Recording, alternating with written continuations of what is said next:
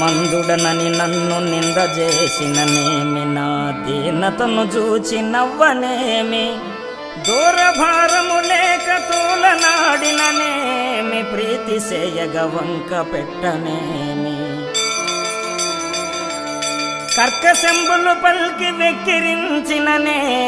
తీవ్ర కోపము చేత తిట్టనేమి, హెచ్చు మాటల చేత నెమ్మలాడిననేమి, చేరిదాపట గేలి చేయనేమి,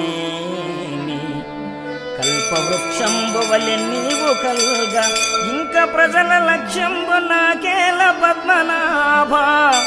భూషణ వికాస శ్రీ ధర్మపుర నివాస, దుష్ట సంహార నరసింహ దురితదో.